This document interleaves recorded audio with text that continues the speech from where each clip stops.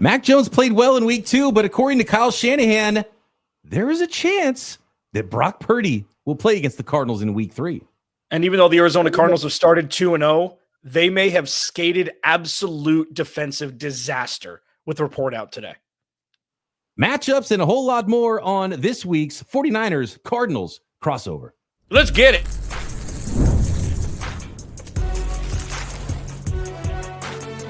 You are Locked On NFL Crossover, part of the Locked On Podcast Network. Your team every day.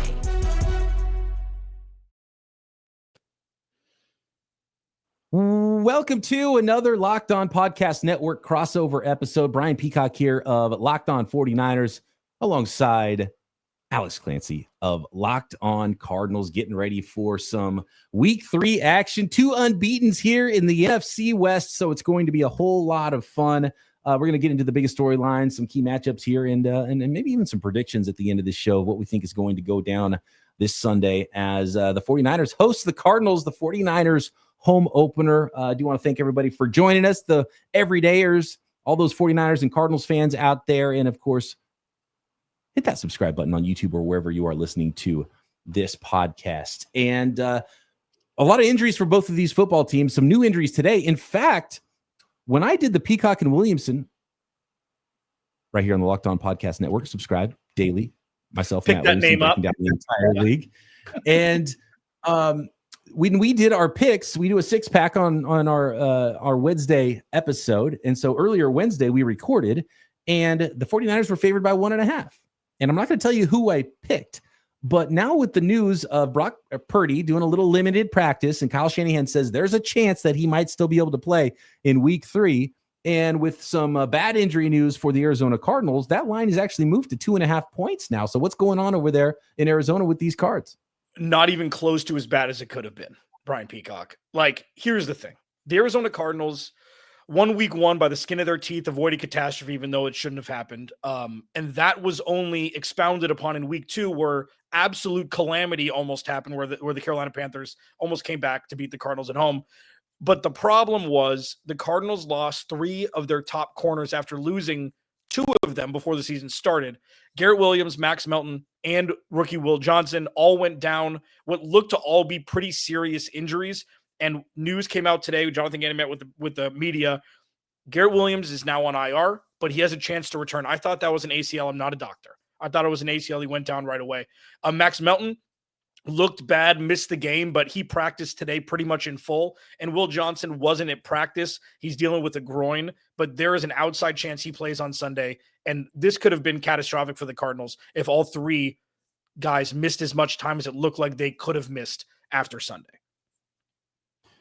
Which injury has the biggest impact this week when you look at how the 49ers match up with those Arizona Cardinals? Is there one injury that you're like, man, this is one we could have really, this is a guy we really could have used this week? Garrett Williams is not a name that's household. Do you remember when before Fred Warner was a household name?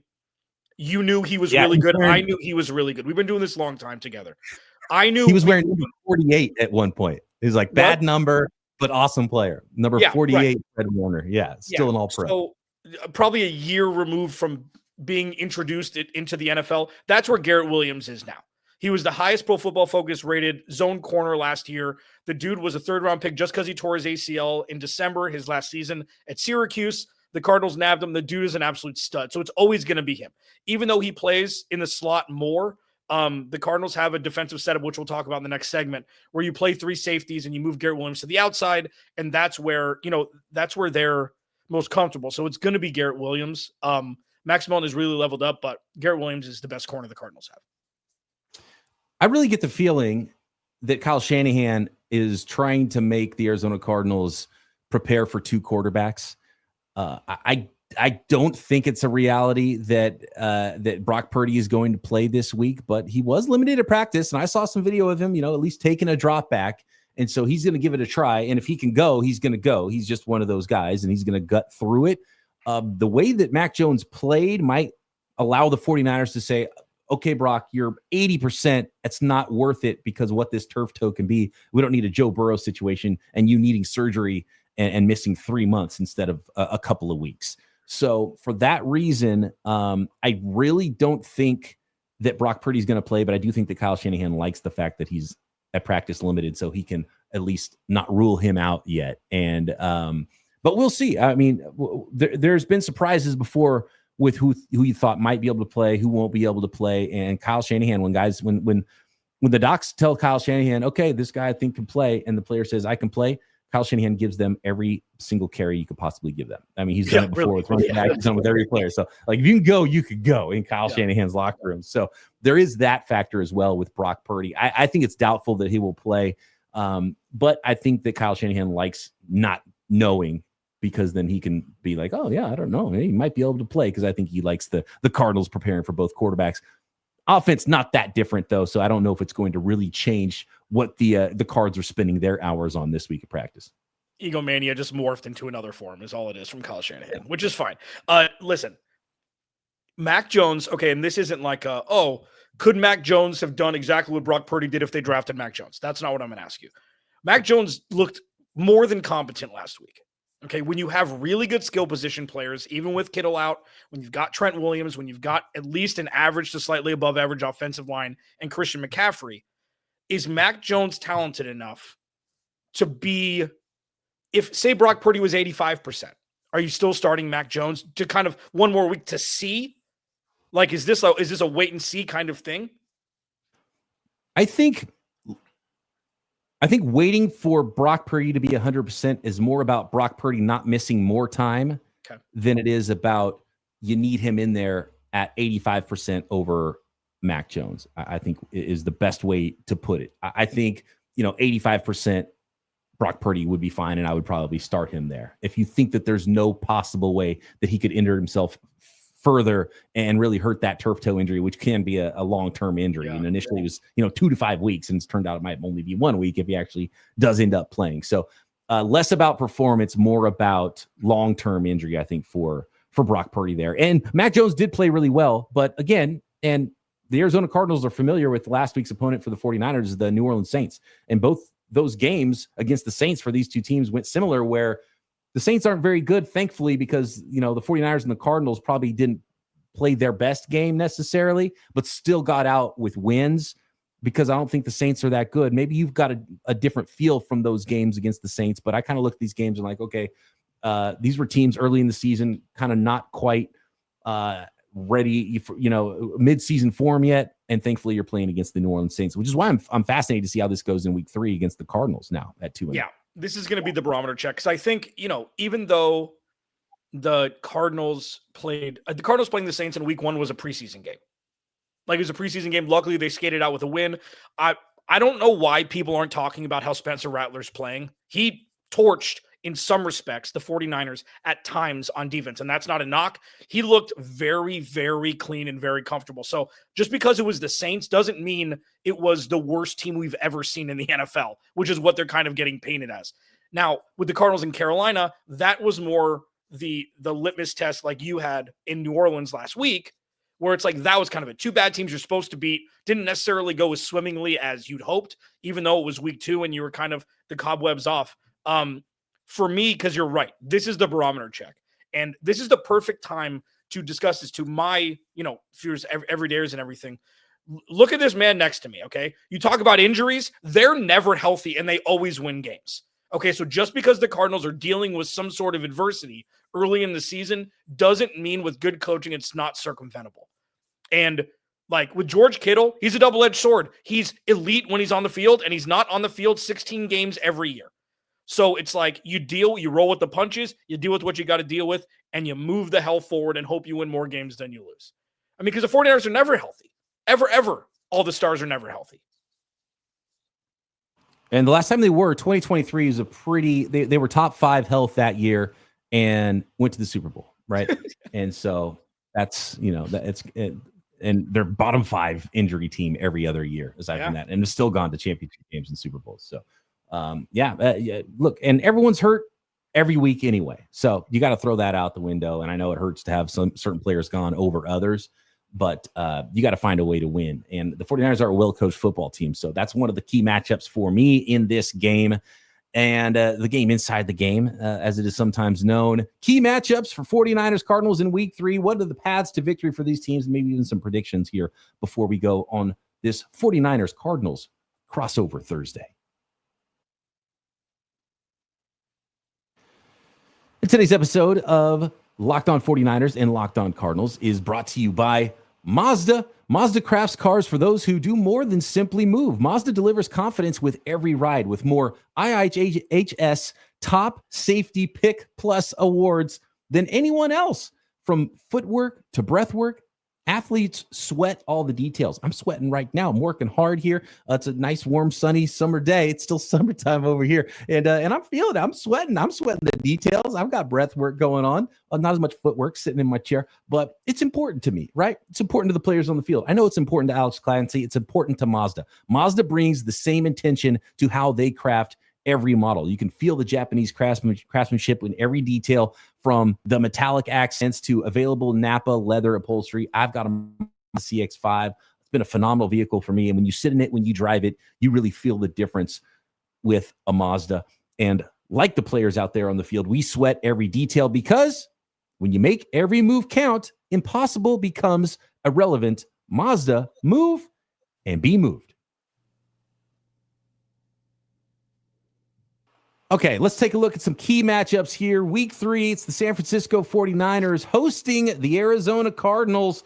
Cards running into a buzzsaw in a week 3 home opener for the 49ers. Can I drop a little stat on you really quick? Sure. I was going to save this to the end, but I was a little surprised when I saw this.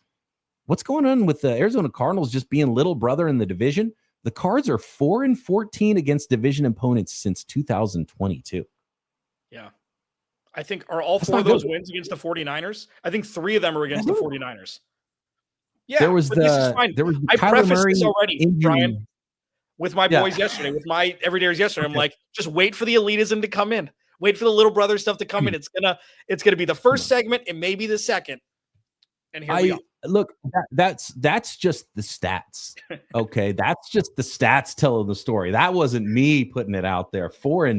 I already forgot what it was. 4-13, 4-14 against the division since 2022. What is the key matchup? What matchups are you looking at here for the Cardinals against these 49ers? There's 2. The Cardinals' rush attack has been awful. I think the NFL is finally caught up and like, hey, they're really good at running the ball. Let's stop that. Let's put 2 more large men in the box instead of, letting them run all over, regardless of who the quarterback is. That's one for me. The offensive line run block rate has been terrible. Their pass block has been very, very good.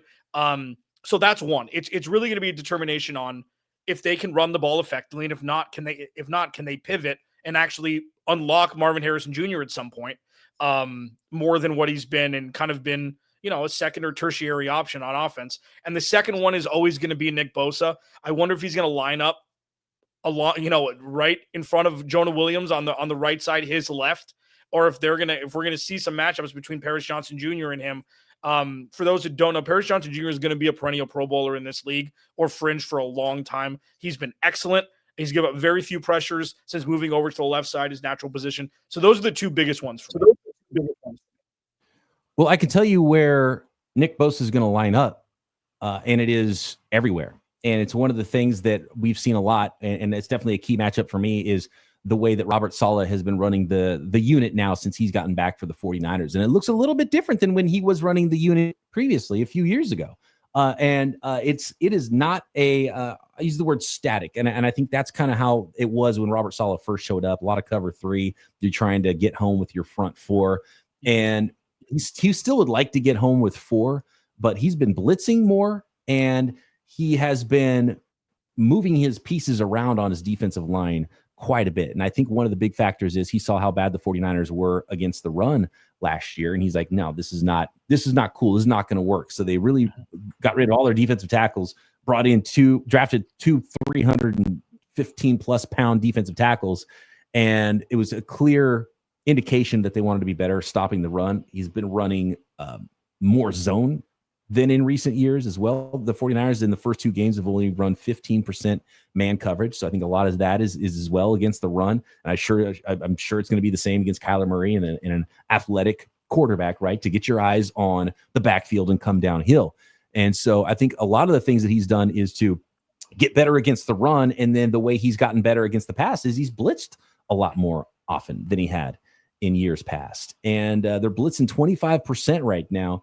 And they're bringing, Upton Stout, the rookie nickel. They're bringing guys from different places. They're showing some zone blitz looks where they drop a defensive lineman and then overload one side. And then they're, sim pressures where it looks like anybody could come, bringing guys up against the line of scrimmage and then dropping guys back. So he's really working hard to get better as a pass rushing unit while also getting better against the run, which is what good coaches do. And that's why Robert Saleh is such a good coach. So, I think a handful of snaps, Bosa's even lined up on the interior as well. And that's something that Robert Saleh has featured is that the four defensive end line where, third downs, he's got Mykel Williams, the first round pick, bumped inside. He's got Yetur Gross-Matos bumped inside. And then he brings in the speedster in Bryce Huff coming off the edge with Nick Bosa. And the first 2 weeks of the season, the Seahawks and the New Orleans Saints, respectively, had a chance to come to win the game. And we're driving down the field. And in week 1, it was Nick Bosa. And in week 2, it was Bryce Huff that had strip sacks and called game and really closed the game out with that pass rush. So that's what the 49ers have looked like on the defensive side of the ball. And when you speak about the running game, the 49ers haven't really gotten the running game going all that much. Christian McCaffrey, has 124 rushing yards in 2 games. He had a 22 carries in the first game. They actually got away from the run a little bit more, and Christian McCaffrey lightened his load in week 2, but he's been lining up a lot, not quite wide back style. And I've been advocating that Christian McCaffrey become the wide back in this game, but he's been their number 2 wide receiver. He's got the most receptions on the team by almost double. He's got 15 catches for 125 receiving yards. Only Ricky Pearsall has more receiving yards than Christian McCaffrey right now on the 49ers roster in only 8 receptions. But the 49ers, 3.2 yard clip running the football right now. Arizona Cardinals, I think there was the one big Trey Benson. Was that a run or a catch in week 1? He had like a 60-something yarder, right? And aside from that, they haven't really been doing much on the ground. And then I'm looking around the rest of the league. All these rookie running backs stink. Nobody's running the ball well. It's like the Ravens and the Eagles, the only teams that can run the ball right now in the entire league. So I don't know if it's a league-wide problem, if the defenses are ahead of the offenses or what. But I'm sure both of these football teams and their identities would like to be able to go in there in week 3 and say, yeah, we're going to run the ball better. Yeah, for sure. I mean, you look at, a key matchup is always Christian McCaffrey versus the 11 people wearing Arizona Cardinals uniforms on defense. I still see Christian McCaffrey as, if I was guaranteed 17 weeks, I'm taking him number 1 overall outside of non-quarterback to start a team. If I know he's playing 17 weeks, I don't care what his age is. I don't care who Bijan is. I don't care who Derrick Henry is. Christian McCaffrey is the scariest weapon from the running back position in the NFL still when healthy. And I think that's not an outlet. I mean, that's just true. I think it should be factual in the encyclopedia that that's true until it's not, because of what he can do in the pass game. And I agree with you. Like, especially with Debo gone, and he doesn't have to be hit by large men in between the tackles every time he touches the ball. Yeah, I'd spread him the hell out and have half his touches, even if it's just extension of the run game. I completely agree with that. Now with the Cardinals specifically, it's really about just keeping everybody in front of you. The fact that George Kittle isn't there is really beneficial at this point, even though the backup tight end has 2 touchdowns in 2 weeks, I believe. No, it was 2 different tight ends. It was and they both had their first 2 backup NFL touchdowns. It was Tonjes in week 1, and then it was Farrell in week 2. That's right. And by the way, that Farrell touchdown is a great example of the gravity of Christian McCaffrey, because everyone comes in knowing they got to stop 23. And then when you have 10 guys who are going and trying to tackle 23, but guess what? The quarterback didn't hand it off, and he's booting out to the left. And then Luke Farrell's sitting there by himself, and you can throw an easy touchdown pass. So that's part of it too. And Christian McCaffrey did have a reception, split out as a wide receiver in the slot, a touchdown catch from a nice little touch pass from Mac Jones. So I do like seeing Christian McCaffrey split out more this year. Yeah. I mean, and just the thing for the defense, and obviously we'll talk about this in the next segment, the final one, is like, Nick Morales has always been able to just adjust. Never had good players. The first 2 years. I mean, last year was a lot better than 2023, but he's got plenty of talent on defense, especially up front. And the pass rush, he hasn't blitzed much. I think they're last in the league at blitz rate. And I think it's by design. I think a lot of it is like we saw when bleep was hitting the fan against Carolina. He had a couple blitz packages come through that got home. It's like, okay, there it is. It's like, well, you don't want to show Kyle Shanahan anything. Like, what are we doing here? There's 2 division games. One of them is on a short week on Thursday Night Football, week 4. I think we're going to start to see what Nick Rallis is truly made of up front with some actual pass rush talent from the interior and on the outside. And that's going to be fascinating to see if they can overload Trent Williams, who has, discounts at movies now, is what I say. Like, he's at that point, even though he's still borderline elite, if not elite. But that'll be fascinating to see when the pass rush is unleashed, what that's going to look like against an average to above average offensive line. We talked a little bit about the revamped 49ers defensive line. I want to talk a little bit more about that revamped defensive line for the Arizona Cardinals, what that might look like, some more key matchups and paths to victory for the 49ers and Cardinals in week 3 coming up on this crossover episode next.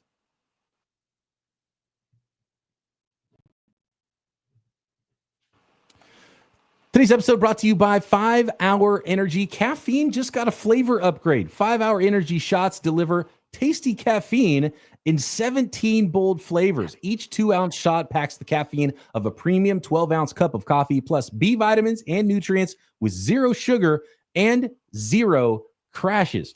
What I love most about how portable they are, you can have them in your pocket, big taste, tiny shot, have it in your golf bag, have it in your desk at work, have it wherever you need it, take it anywhere and get that boost when you need it. And of course, the most important part is without the crash. And honestly, I love how fast it kicks in with 5 Hour Energy. It's a sugar-free, so you don't have to worry about crashing later, and you don't have to worry about the jitters, and you don't have to worry about when you're going to go to the coffee house to get it, right? Because it's right there and it's easy, and you crack it open, and 2 ounces later, you got that tasty caffeine in 17 bold flavors.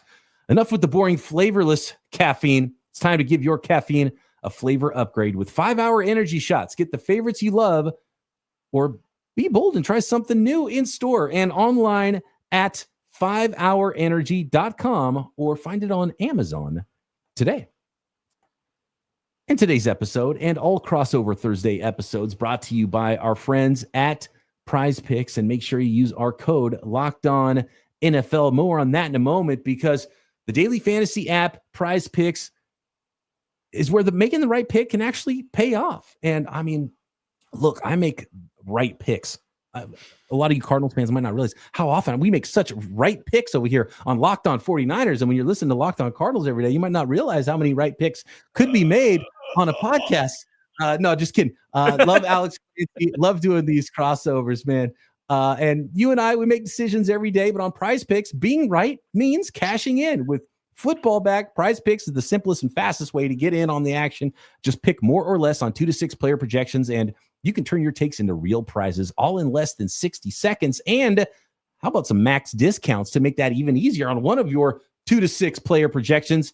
And this week, it's Patrick Mahomes, and all you need is more than 0.5 passing yards. So that's an easy one. Find out on Prize Picks. Download the Prize Picks app today and use code LOCKEDONNFL to get $50 in lineups after you play your first $5 lineup. That's code LOCKEDONNFL for $50 in lineups after your first $5 play. Prize Picks, it's good to be right.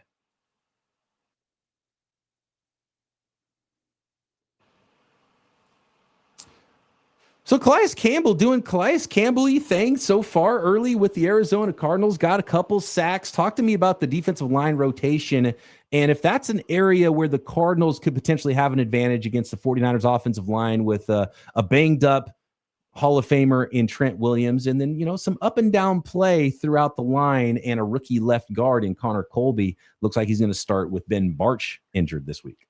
Yeah, it's a lot of everything. So starting with the not so great first, Darius Robinson is one of the 10 worst graded interior defensive linemen in the NFL through 2 weeks. I think he's 134 out of 148, 138 out of 148, something like that. Dante Stills, very unknown, like not a household name, was a 6th round pick a couple of years ago. He's been the best interior defensive lineman the Cardinals have had up until this season. He's playing well. And then you have Dalvin Tomlinson, a big body up front, one of the better run stuffers we've seen over the last 6 or 7 years. And yeah, Calais Campbell's doing his best LeBron James impersonation. Like, the dude just he's as jovial about the game as he was when he came into the league. Like, everybody loves Calais Campbell. 6'8", 300 and whatever pounds. He's one of the best interviews. He's got a great voice. Like, the dude is just great. And, he had a couple sacks. He ended the game last week. Not only is this defensive line exponentially better than what it's been the last couple of years, and that's pretty obvious, throwing in Josh Sweat, Baron Browning, who are both ranked highly coming off the edge. Rushing forward, even though they're not getting home, it's doing the job. And I know it's against two teams who aren't the best. I know the sack numbers aren't fantastic, but Jonathan Gannon doesn't care about sack numbers. He cares about getting the ball. And the Cardinals, had a strip sack for a touchdown last week. They had an interception on the next drive. This is a more than serviceable defensive line. And I think we're going to see both sides, Brian. This is the coming out party. This is it. This is when the season starts. All the cobwebs are off. No more secrets. We're going to throw everything out. And then we're going to see what more hobbled team is going to reign supreme. And I don't think this game is going to be close. I just don't know which way it's going to go yet. Yeah, for the Cardinals, it feels like that college schedule where you had the non-conference stuff. You had Alabama A&M, and you had Ball State, and then all of a sudden, okay, now we're going to jump into that conference action. We have a big-time matchup this week, so that's going to be a lot of fun, and it's going to be a popcorn game for me, and learn a little bit about these Arizona Cardinals. I had a lot of good things to say about the Arizona Cardinals coming into the year too. So a couple of unbeatens, and of course, knocking off your division opponents is a really good way to go win your division. Are the Cardinals ready for prime time? One of the key matchups to me in the paths to victory is, and I think this is part of, playing a lot of that zone defense for Robert Saleh and the 49ers is getting better against athletic quarterbacks, because it's been an Achilles heel for the 49ers defenses for a while. And they've got speed at linebacker, D. Winters and Fred Warner, probably the most athletic pair of linebackers in the NFL right now. And it's been amazing to watch number 53, D. Winters out there doing his best Dre Greenlaw impression. And that was one of the big losses for the 49ers. And I'm hearing from Broncos fans are like, man, this is rough because Dre Greenlaw can't get on the field because he's constantly hurt. And all of a sudden the 49ers go develop another one. And Robert Saleh is the linebacker whisperer, seeing these guys fly around, all the beef I talked about that they have up front. And it's going to be huge because you got to keep Kyler Murray at bay. Can't let him go make big plays and maybe hope he makes some mistakes. And I'd probably ask you, are we seeing a new Kyler Murray? Is he taking more steps, or is he just kind of the same guy that we've seen in recent years? All you want is the B to B plus version of him. Like, Brian, the reason why I struggle with this, and every day is like, Locked On Cardinals listeners know this. Like I say, I struggle with this. When he's at his absolute peak, only 5 quarterbacks can do that. 7, 6. He's a bona fide top 7 or 8 quarterback at his absolute peak. And then at his valley, he's a bottom 7. Brock Purdy and maybe 4 more, right? Yeah. Okay. That's exactly right. That's exactly right. Yeah. That's, you know what? You took the words right out. If you want to co-host Locked On Cardinals too, I think we get along. I was just trying to count. I was like, okay, well, Brock and Lamar, obviously, and then maybe there's a couple more guys. Yeah, I think that's about it. And then just Kyler. I think that's it. That's completely rational. The last time Kyler Murray was on the Levi Stadium field, he housed it from 45 or 50, knew right away that it was gone. Like, we've talked on this crossover for 8 years now. So that's a lot of shows. Every single time since 2019, you've said the 49ers struggle with mobile quarterbacks, and it hasn't waned. With Kyler Murray, his floor is higher than it has been. He's got a better defense. He's got the best skill position players, the best offensive line he's had. He's been very efficient. He's thrown the ball very well. And he had that weird interception in Carolina, but like, this could be the best, most competent football from a floor standpoint than we've seen. It's not about the ceiling in 2025. It's only about the floor and winning games. And so far, so good, even though the opponents haven't been fantastic. Yeah, kind of a middle of the field game too, the way I'm looking at it, just because the Cardinals are a team that, and we know how the 49ers offense operates. They want to be balanced. They want to be able to run the football. A lot of aggressively intermediate throws, I call it, over the middle of the football field. And for the Cardinals, they want to run the ball. You got a hammer in Connor. You got the speed in Benson. You got a quarterback that can extend plays. And you've got one of the better tight ends in the NFL that needs to be covered by linebackers and safeties. And so I would put both linebackers out there. Fred Warner, highest graded, I think, linebacker in the NFL right now. No surprise, playing. He was defensive player of the year type stuff last year before he broke his ankle, and he just looks the same again this year. And then you got the rookie Marcus Siegel at safety as well with Jason Pinnock that have to maintain over the top when Kyler Murray gets out on the move and have to come down and run support and have to cover, that tight end. So I think that's really the area of the field that this game is going to be won and lost. It's a middle of the field football game. And I like the Niners linebackers, young secondary. We'll see how they hold up. That's my path. Yeah. Fred Warner wins. Yeah. Fred Warner. Well, God, I'm sick of talking about him. I'm sick of talking about him. He's so good. It's just, how do you go from Patrick Willis, Dre Greenlaw, Fred Warner? It just doesn't make any sense. So it's interesting that you say that. Navarro Bowman. Yeah, Navarro Bowman. That's right. It's interesting you say that because one of the more interesting storylines around Marvin Harrison Jr. specifically is his usage this year in route running. It's not just run straight, Marv. It's like, oh, let's develop a little bit more.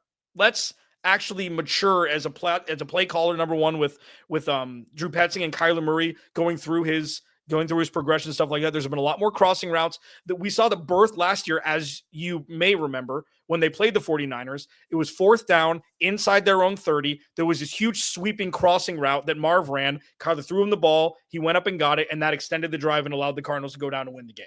When it comes to Marv, there's been a lot more just crossing routes, not drag routes, not sweeping. Let's see how Kyler Murray can extend the play, just crossing routes across the middle, timing routes.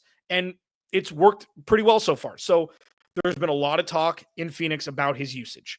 And I think it's a Marv problem. I think it's time. It's like, all right, it's time. It's time. Give us everything. And I'm not saying he doesn't work hard or anything like that, but this could be the game where you see the full Marv package. And damn it, I hope it's here. Because if they unlock that, this offense knows no bounds. Will it be the Marvin Harrison Jr. game for the Arizona Cardinals? Niners Cardinals week 3. Let us know what you guys think about this game. Hit us up on Twitter, in the YouTube comments. Make sure you subscribe while you're there. Thanks to everybody out there listening to this crossover episode. Alex, it's always a pleasure to chat with you once again this season, and I look forward to doing it again. And that's it for this week's 49ers Cardinals crossover. Talk to you next time on the Locked On Podcast Network.